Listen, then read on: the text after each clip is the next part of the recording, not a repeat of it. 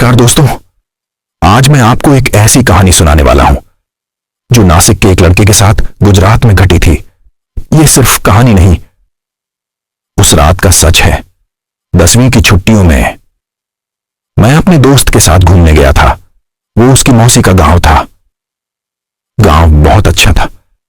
दिन भर खेतों में घूमना, तालाब, पेड़, वहां रहकर बहुत मजा आता था। लेकिन जैसे ही रात होती, गांव का माहौल अचानक बदल जाता।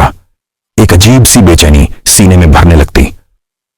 गांव की एक सुनसान गली के मोड़ पर सिर्फ एक स्ट्रीट लाइट थी, वो भी इतनी धीमी चलती जैसे कभी भी बुझ जाएगी। रात के 12 बजे के बाद उस लाइट के नीचे से गुजरते वक्त पीछे से किसी के चलने की आवाज आती, लेकिन मुड़कर देखो, कोई नहीं होता। मेरे दोस्त ने धीरे से कहा, इस गांव का नाम वीडियो में मत लेना। यहां कुछ ऐसा है जो अंधेरे में जाग जाता है। आज भी मुझे याद है, दिन में जो गांव जन्नत लगता था, वही गांव रात में किसी का इंतजार करता हुआ महसूस होता था। सुनसान गली का एक मोड़ जहां सिर्फ एक स्ट्रीट लाइट जल रही थी, और वो भी इतनी धीमी जैसे उसे भी जलने में डर लग रहा हो। यह जगह गुजरात के एक गांव में है। गांव का नाम इस वीडियो में नहीं लिया जा सकता, क्योंकि यहां के लोग आज भी इस मोड़ से बचकर निकलते हैं। रात के 12 बजे के बाद जो भी इस लाइट के नीचे से गुजरता है, उसे पीछे से किसी के चलने की आवाज आती है। लेकिन जैसे ही वो मुड़कर देखता है, वहां कोई नहीं होता। कुछ लोगों का कहना है कि उस लाइट के नीचे एक साया खड़ा रहता है, जो धीरे धीरे उनकी तरफ बढ़ता है और पलक झपकते ही गायब हो जाता है। गांव के बुजुर्ग बताते हैं कि सालों पहले इस मोड़ पर एक भयानक घटना हुई थी, जिसके बारे में बात करना आज भी मना है। रात होने से पहले ही इस लाइट को बंद कर दिया जाता है, क्योंकि लोगों का मानना है जब रोशनी कम होती है तब कुछ और जाग जाता है। अगर कभी आप किसी अनजान गांव में ऐसी लाइट देखें तो वहां रुकना मत, और पीछे मुड़कर देखना भी मत। पता नहीं क्यों गांव पहुंचते ही मुझे साफ शब्दों में कहा गया, किसी से ज्यादा बात मत करना, किसी के घर का खाना पीना मत लेना, और रात में अकेले बाहर बिल्कुल मत निकलना। यह सब सुनकर मुझे थोड़ा अजीब लगा, लेकिन खेलने कूदने और मस्ती के चक्कर में मैं ये सारी बातें धीरे धीरे भूलता चला गया। 4-5 दिन बीत चुके थे। मैं वहां बहुत मजे कर रहा था। घर के पास बहने वाली नदी में उस दिन बहुत सारी मछलियां और केकड़े थे। सारे बच्चे मिलकर उन्हें पकड़ रहे थे। हंसी मजाक, शोर, सब कुछ बहुत अच्छा लग रहा था, पर हमें नहीं पता था शाम ढलते ही सब कुछ बदलने वाला था। आज शाम कुछ अलग सी बेचैनी थी। हवा में अजीब ठंडक थी और आसमान पर बादल ऐसे घूम रहे थे जैसे किसी का इंतजार कर रहे हो। मैंने मासी से पूछा, मासी, आज सारे बच्चे इतनी जल्दी घर क्यों चले गए और गली में कोई दिखाई क्यों नहीं दे रहा? मासी ने मेरी तरफ देखा। उनकी आंखों में डर था। धीमी आवाज में बोली, आज अमावस की रात है, आज तुम भी बाहर मत निकलना। इतना सुनते ही मेरा दिल तेज धड़कने लगा। बाहर देखा तो सड़क बिल्कुल सुनसान थी। स्ट्रीट लाइट टिम टिम कर रही थी और पेड़ों की परछाइयां इंसानों जैसी लग रही थीं।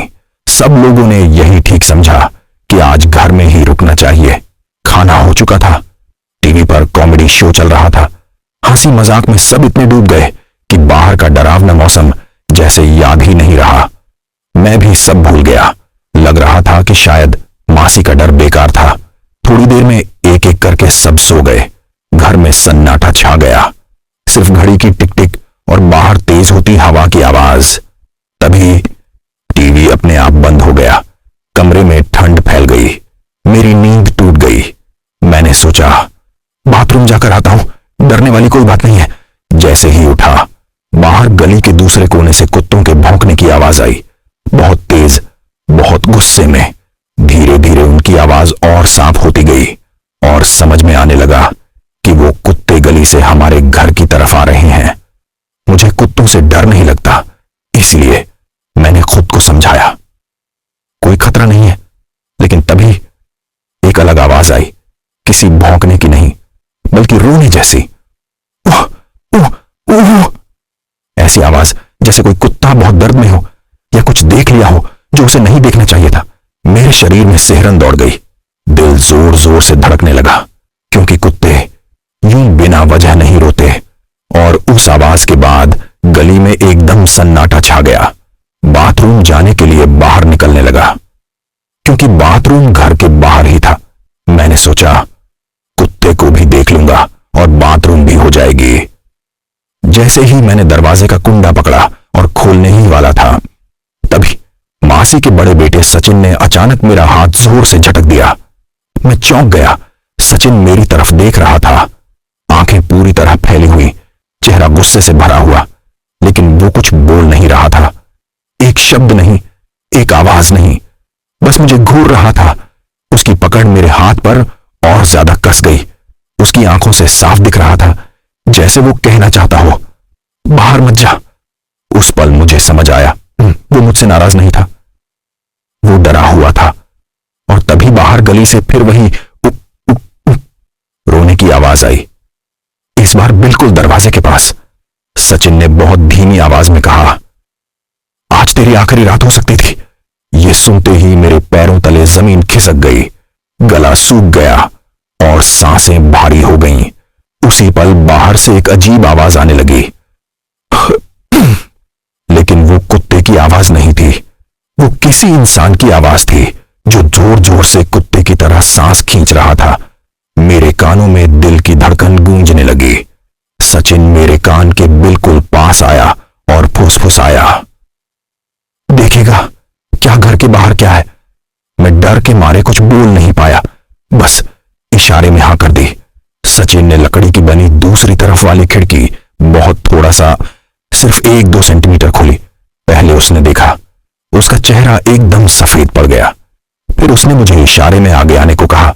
जैसे ही मैंने बाहर देखा, मेरे पूरे शरीर में मानो बिजली दौड़ गई। पसीना एक पल में पीठ से बहने लगा। वो कोई आम चीज नहीं थी। और उसी पल खिड़की के बाहर से सीधे मेरी तरफ एक आंख घूमी और मुस्कुराई। खिड़की से बाहर जो मैंने देखा, वो मेरी जिंदगी का सबसे डरावना मंजर था। एक बड़े काले कुत्ते के ऊपर एक औरत बैठी हुई थी, लेकिन कुत्ते का मुंह आगे की तरफ था और उस औरत का मुंह पीछे की तरफ। वो कुत्ते की पीठ पर कुंडली मारकर बैठी थी, जैसे वही उसकी सवारी हो। उसके बाल पूरी तरह खुले हुए थे, हवा में बिखरे हुए। माथे पर गाढ़ा लाल कुंकू लगा हुआ था, कोहनियों तक हरी हरी चूड़ियां। उसने न साड़ी पहनी थी, न कोई ठीक से कपड़े, बस एक पुराना ब्लाउज और एक पेटीकोट। उसके दांत इतने गंदे और नुकीले थे जैसे सालों से इंसानी खून से घिसे ही ना हो।